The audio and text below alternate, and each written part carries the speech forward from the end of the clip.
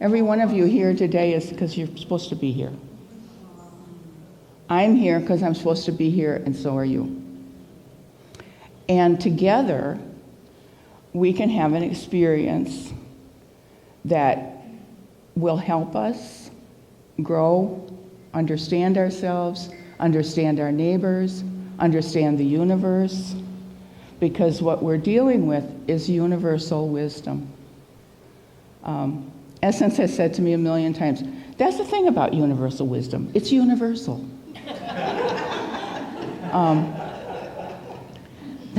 Pete loves one of the most common universal bits of wisdom. The answer to how is yes.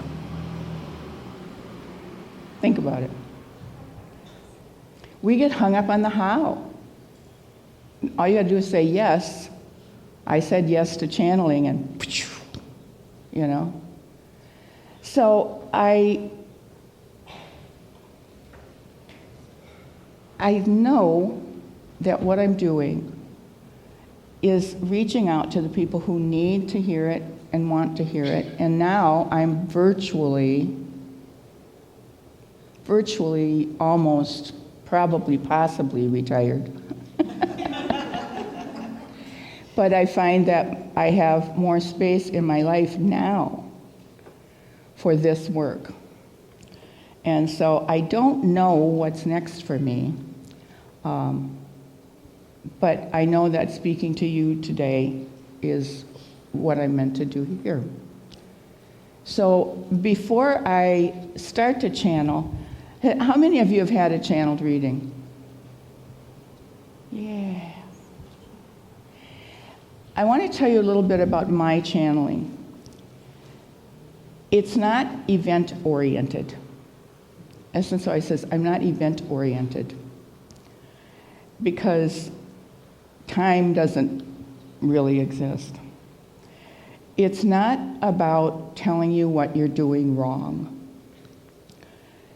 It's about supporting you in what you're doing right. I have, in the 35 years that I have been channeling, I have never, ever channeled for anyone. I've channeled for some people I didn't like at all because somebody brought them to me. And when I start to channel, I can feel just this universal love for that person. I mean, I have learned so much by being able to sit in that energy for 35 years. There's no judgment. There's no blame. There's no fault. There's no, the most powerful readings I've done are where she's helped somebody forgive themselves. Because it's she says, you all know God is love. You embroider it on a sampler and you hang it on the wall and you never think about it again. God is love. And that's what 35 years of channeling have given me, a sense that it's all about the love.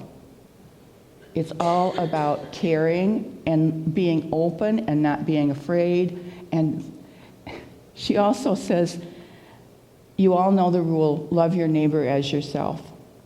If you're doing that, we feel sorry for some of your neighbors. Because you're not loving yourselves very well.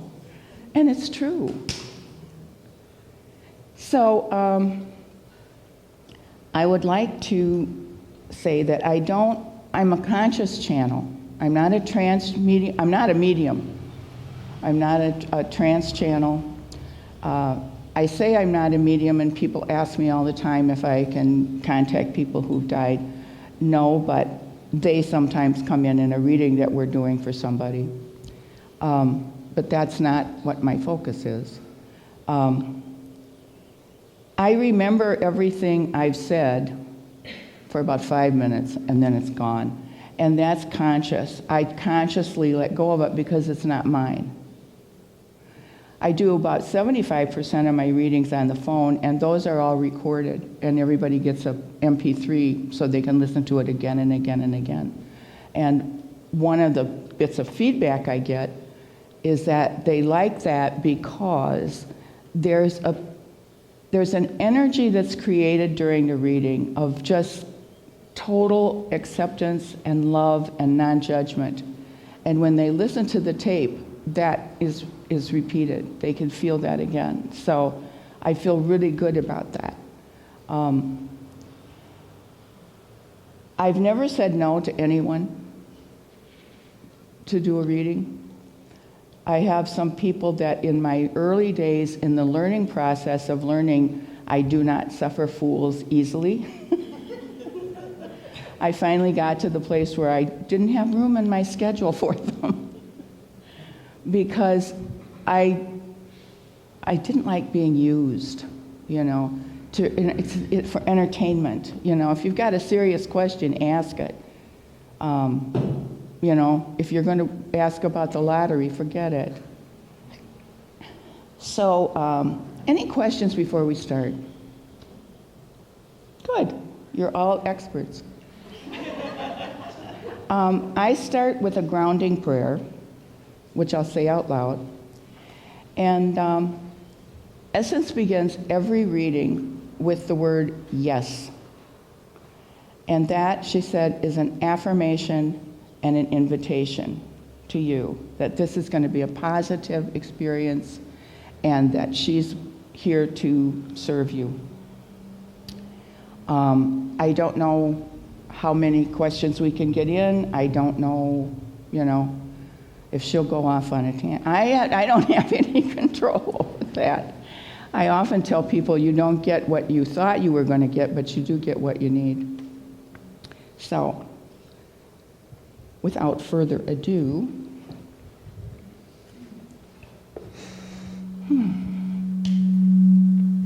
what? Oh. This is my son, David, my major minion.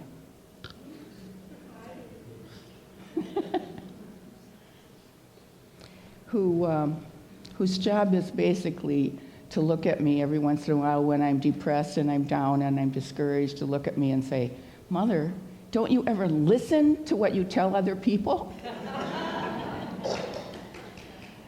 So I don't know what I'd do without him. But I'm going to try this afternoon. He's going off. Okay.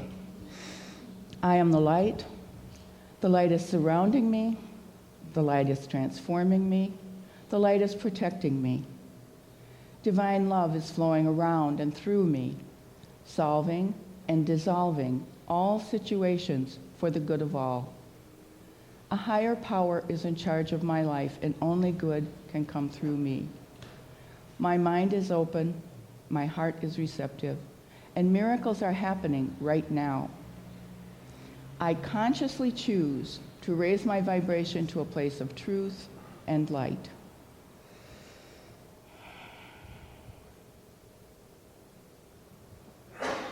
Yes, well, welcome, welcome, welcome. We are delighted to be here. This has been our dream, as well as a dream of the channels, for quite some time, to be sitting up here at 10:30.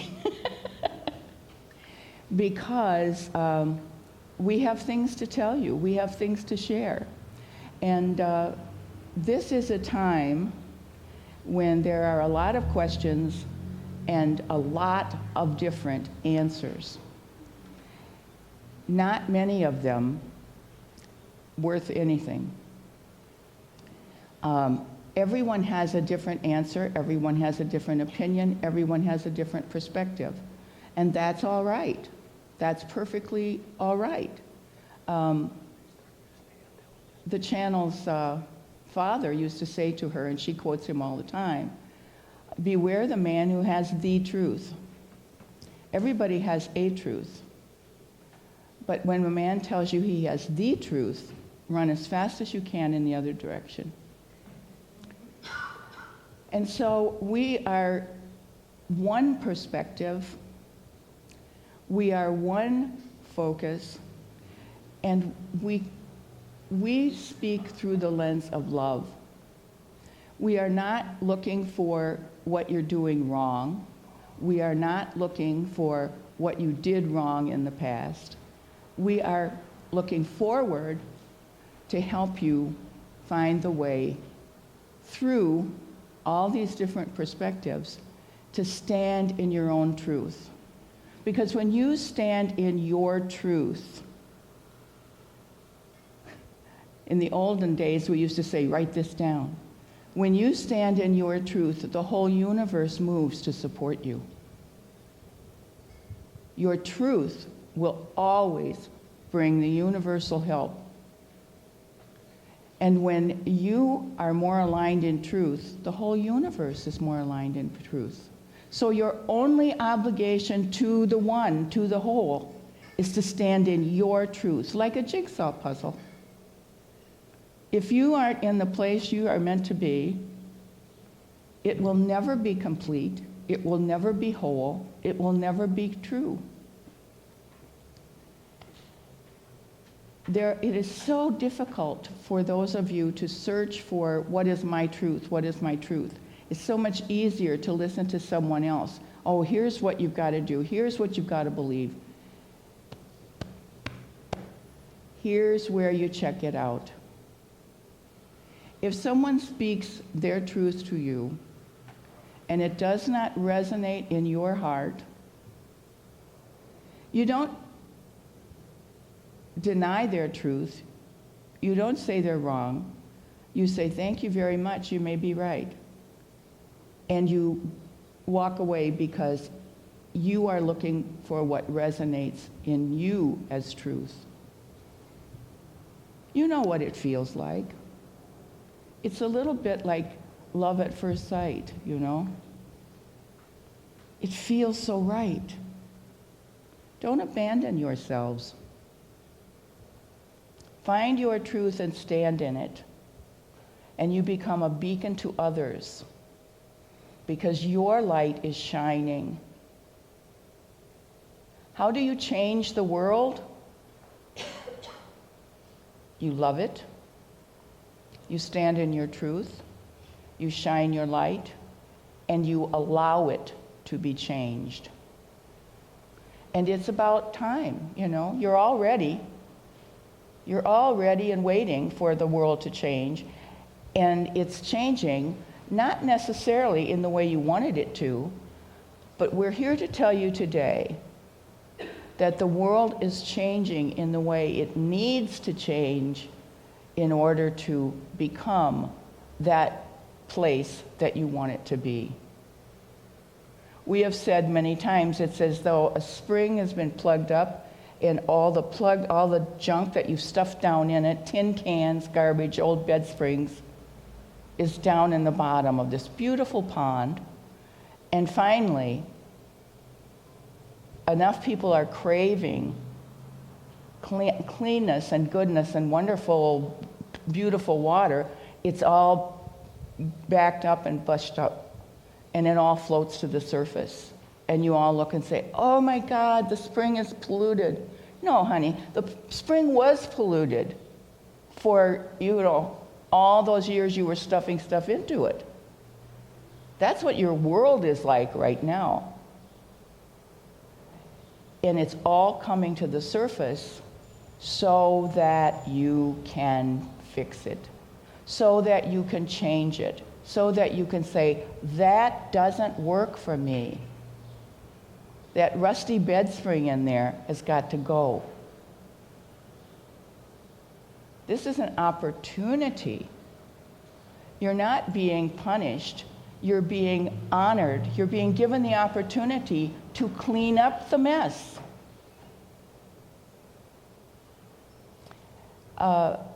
And it's all over the world. All over the world. We talk about a spring. Look at your oceans. How long do you think you can do that? Not much longer. How long can you go on standing in your opinion and standing in your bias and standing in your obstinacy and resistance to change? Find your truth. Find your truth. Your truth, you've heard the saying, the truth will set you free. It will. The truth does not hate. The truth does not judge. The truth does not reject.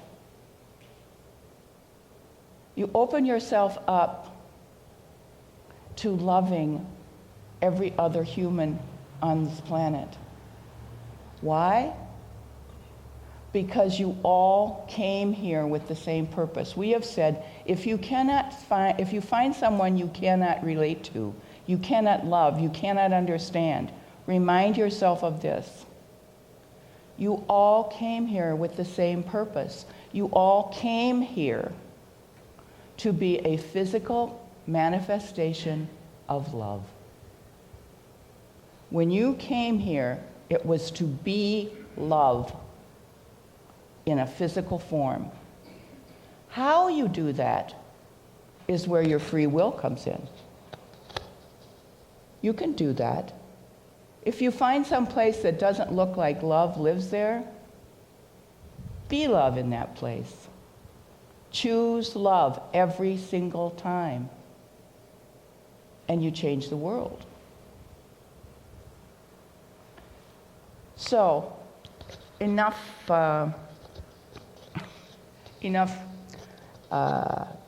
lecture.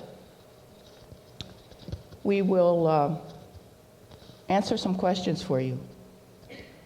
As the channel said earlier, perhaps not what you expect, but we will tell you what you need to know. So, questions?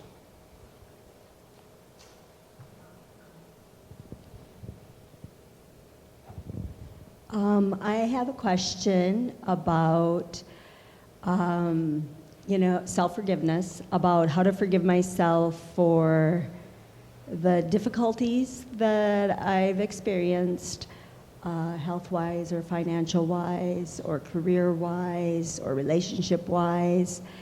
And well, you've messed up a lot. Perfectly. Well, perfectly, if you're going to do it right. Or completely. And just what next to live a heart-centered, driven life, I guess. First of all, the first step on the road to enlightenment is a big stone labeled joy. The channel's website is Follow Joy, because joy, as we have said, is the breadcrumbs to enlightenment. The reason is, enlightenment is about letting go of judgment, it's about letting go of guilt, it's about letting go of shame. And it's very hard to be guilty or shame-ridden or, judging somebody else if you're in a joyful place. Joy is only possible in the moment. Joy is when you are so involved in that particular moment that it could go on forever. And so find something that brings you joy. To have joy, you have to let go of judgment. You have to let go of doubt. You have to let go of guilt.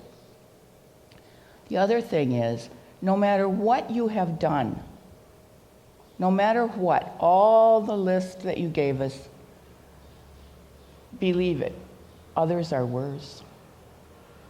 There are so many others worse than you who have been forgiven, who have forgiven themselves, who have found joy and are living joyful lives. A great place to start. Do you have siblings? I'm the youngest of 12.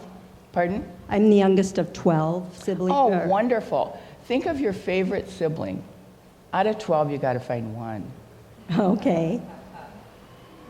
Think of your favorite sibling. Now, imagine that your favorite sibling is sitting at a coffee table with you, explaining to you that that sibling has done all those things that you've done, what would you say to that sibling?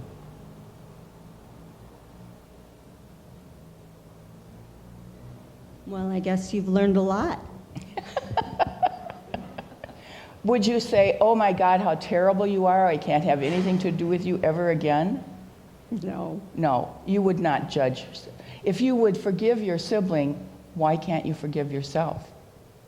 The channel actually does this all the time. And she's the oldest of 6. So she goes through and picks which one would she, have the hardest time forgiving. Mm-hmm. But if you think of your best friend, think of someone you know that you think is a good person, and they told you they had done this. You always judge yourself more harshly than you would judge anyone else. When you come to forgiving yourself, it's so much harder to forgive yourself than it is to forgive someone else. So think of someone you love and say, if that person was telling me what I'm just telling myself, how would I feel? What would I say to them? You would say, it's not that bad. You didn't really, you weren't coming from a place of evil. You were coming from a place of pain. It's all right. I still love you.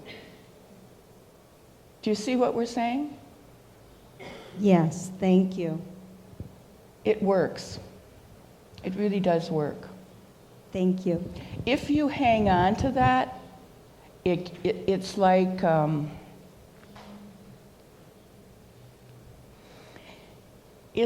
cancer. It spreads, it grows, it poisons everything. You need to let go of it. Totally let go of it and move on to the next. And what do you take with you? The learning, the awareness that I don't want to do that again. Do you see? Does that help? It does. Thank you. Okay. Questions? Hi. Hi. I wasn't sure if this was too personal of a question, but my question is some health issues for me that have been ongoing for quite a while. Some tremendous foot pain and inflammation, and then Tremendous what? foot pain. Ah. My heel has been inflamed for over a year, and it's very hard to walk. Very painful all the time. And then I have another newer health issue, and I'm looking at doing some medical things and procedures, and I'm very nervous about it and unsure. The first thing we want to say to you is, don't worry. Don't worry about it. It's literally a pain in the tush, all of this. We will share with you, since last August, the channel has had a quadruple bypass, a stroke, and a month ago she fell down and hit her head on the sidewalk to the point that the fire department had to come and hose it off because she's on blood thinners. So she's really in alignment with how you feel about this. She's sick and tired of it, and she doesn't like it, but she's gotten over being scared. You're going to be all right. A lot of people are experiencing body changes, body aches, body pains, body symptoms, sequentially, like serial illness, serial accidents, serial, One of the things that this is doing is reminding you that you have a body. If it hurts, you know you have a body. And with the energy shifts that are happening now and the way things are moving and shifting, many of you, whether you're conscious of it or not, are thinking, oh, I don't know, I want to go through this next big push. I don't know if I want to go through this next big change. And so part of you is reaching out to leave. The other part of you is saying, stay here. And that's what's, anchoring you in your body. Does it make sense what we're saying? That if you hurt, you're in your body and you know you're in your body? Yes. And so we will give you an example. The channel's father, his wife died, her mother died. And he was bereft. He was totally adrift. He didn't know how to take care of himself. He didn't want to take care of himself. He just wanted to go be with his wife. And so he wanted to die. Or at least he kept saying he wanted to die. By the same token, he had every kind of injury or illness that can cause you really great pain. He ruptured his patella, which is one of the most painful things you can do. He's 82 years old, jumping a ditch. And then he had the flu, really, really bad flu. And finally, her siblings called her and said, can you come down and talk to Dad? He's just, So she drove down to southern Wisconsin and said, what the heck is going on? And he says, I'm sick, I just want to leave. And she said, well, you can't leave yet because you're not done.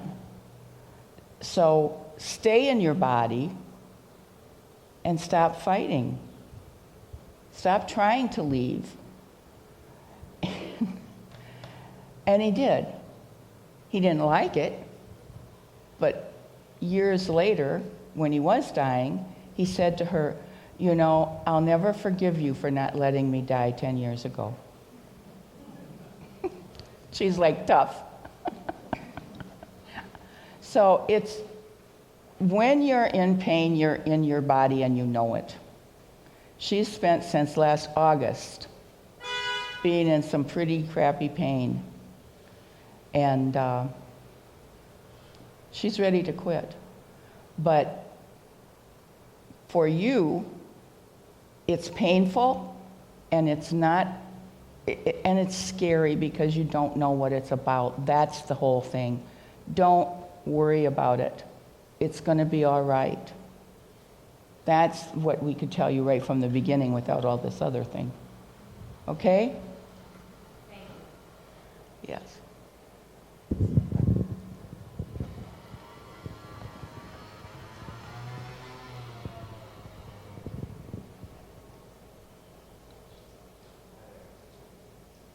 Hello?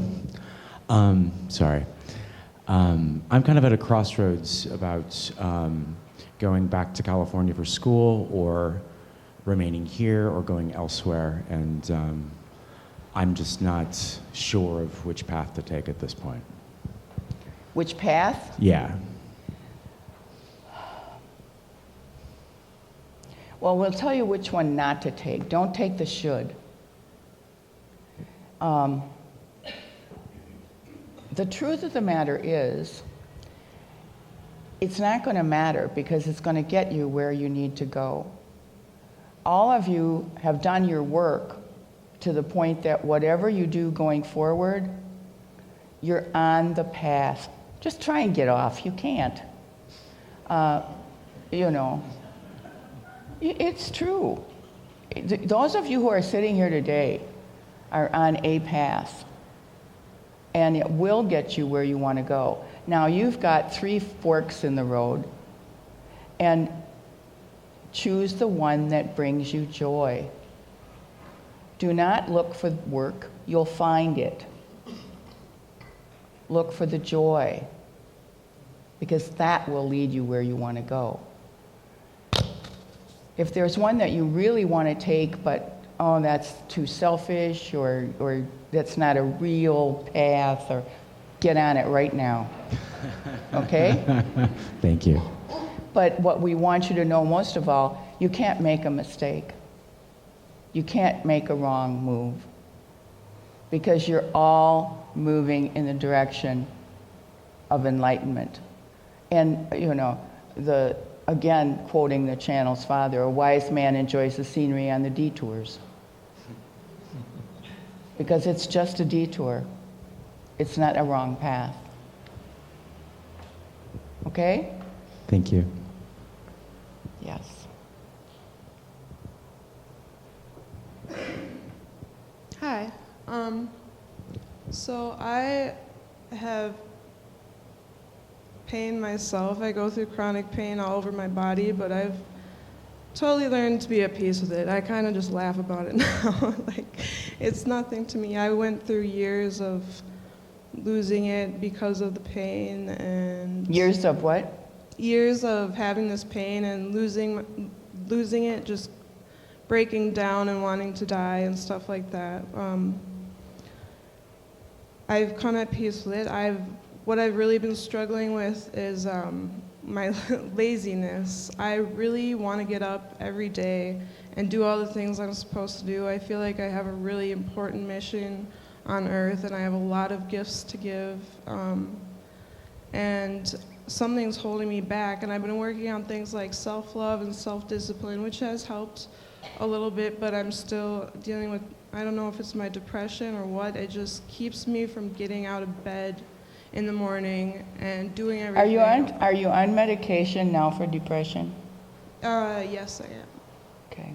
Um, How do you feel about... Yeah, I'm just wondering what I'm missing. Let me ask you. How do you Yeah. feel about being on medication for depression? I used to think medication was horrible and I should never take it. And then I actually had a very strong vision about it. I saw gods making medication, and then people making medication, and then those medications would always go to the people that needed them. So it was like creation was showing me that medicine did have a purpose. So like since then I've been taking medication. And I do feel a lot better. I feel like I can actually have a happy life, a peaceful life. Life has been very peaceful, even with my chronic pain, like the past 6 months. Have you given yourself permission to have a happy life?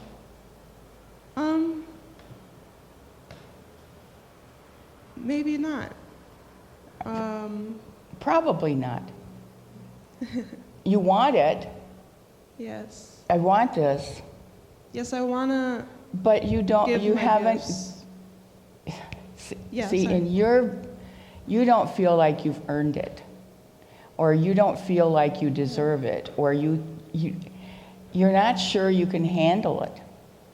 We want to tell you, you can have a happy life.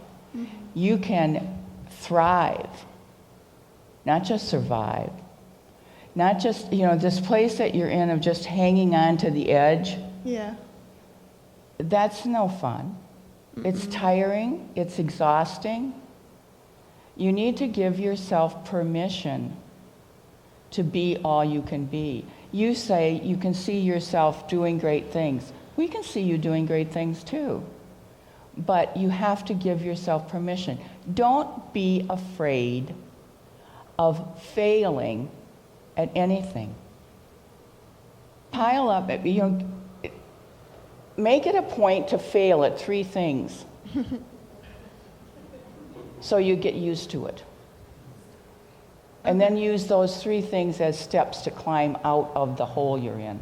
Okay. Okay? Awesome. You Yeah. can do this. Thank you very much. That helps a lot. You're not doing it wrong. You're just right on the edge. Go for it. Okay? Yes. Yes. Hi, I have a question about forgiveness and the unconditional love that you're talking about for other people. I have next door neighbors on the other wall of my townhome. The one neighbor has been abusive and has a crime against me, and that's gone on for more than a decade. And then 2 years ago, a man moved in with her who seems even more abusive, and he also has a crime against me. So there's been ongoing, calls to the police, and been in and out of the court to protect myself and set my boundaries. And I have spiritual friends that tell me I just need to send them love, and I need to keep clearing entities from them because they're alcoholics. And it's really challenging to do that while I'm still living right next to them. I could imagine doing it once I move, but it's really, really... So when are you moving? I'd like to move as soon as possible, but I own my home, so I have to... you have to figure out how to do that. The answer to how is yes. Simply say, yes, I'm going to sell my home because, look at where you are and look at where the young woman before you was. Depressed, locked in, felt that's where she had to be. Same place. You're in the same place. You are there and you don't have to be there. You can leave anytime you choose. You sell, what you're being forced to do is see yourself as having more value than where you live. I'm not sure what you mean by that. If you had a friend who was going through the same thing and she came to you, what would you tell her? I'm sure I would tell her to move. Pardon? I am sure that I would tell her to move. Okay, so why aren't you moving? How does it serve you to stay there?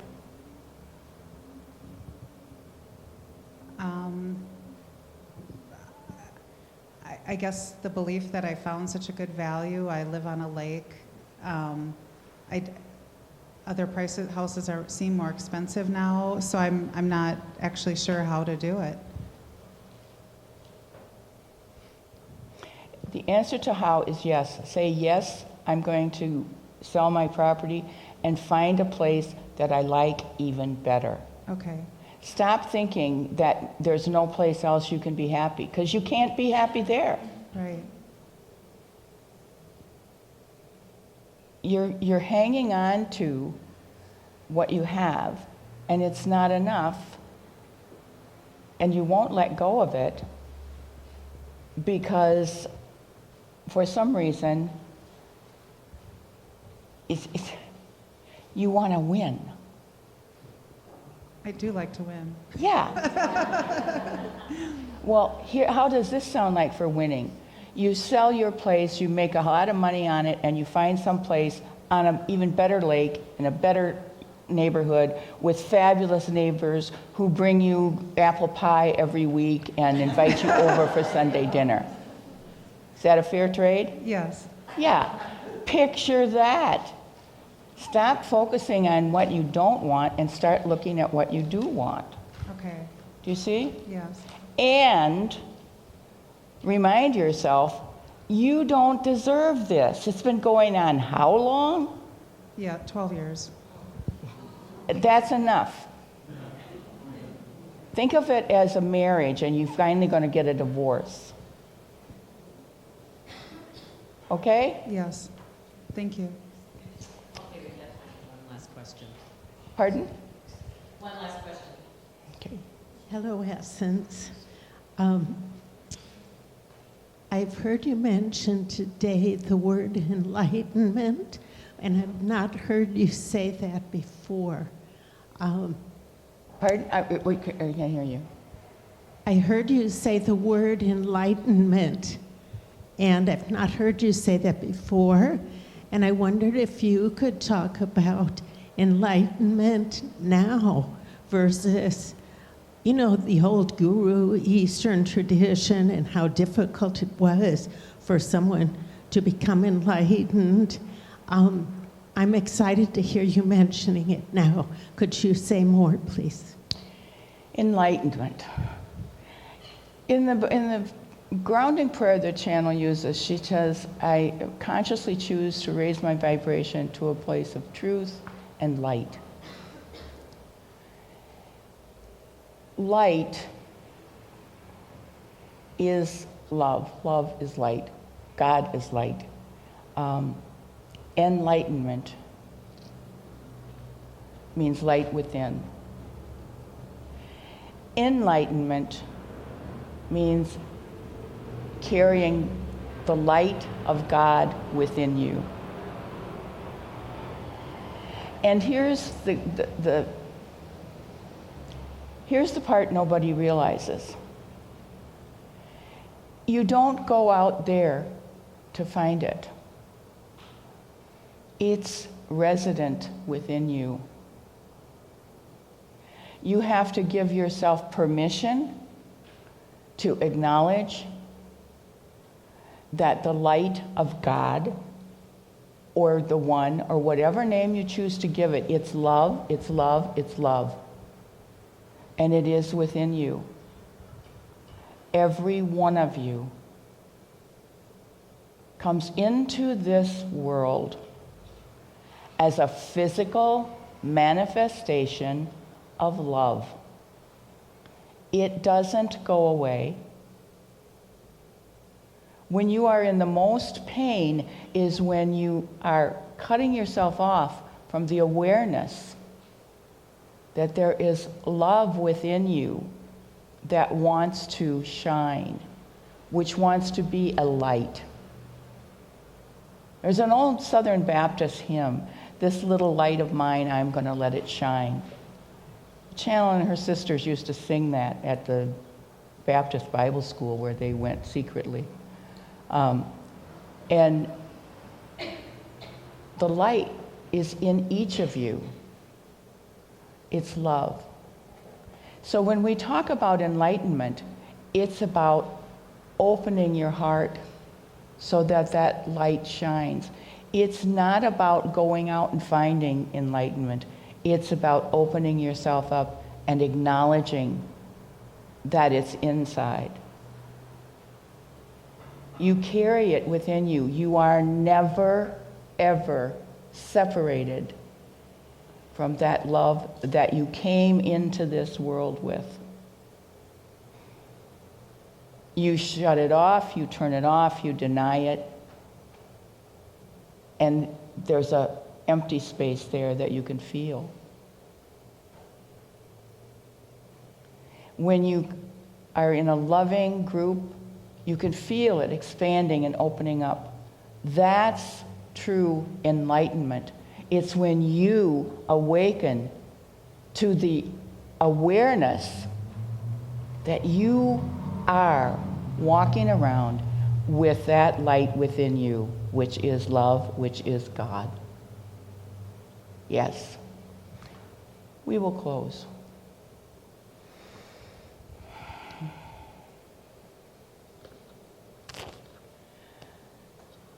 Okay. Thank you, Lynda. Thank you, Essence. Let's give her a round of applause.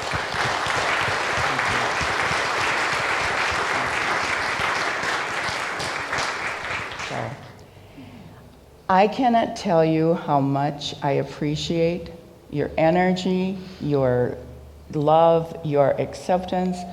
This has been a wonderful, wonderful morning for me. I hope it served you, and I want you to go forward and be enlightened, acknowledge that you're enlightened, and see that light in every person you meet. Aho. Aho. Aho. Aho.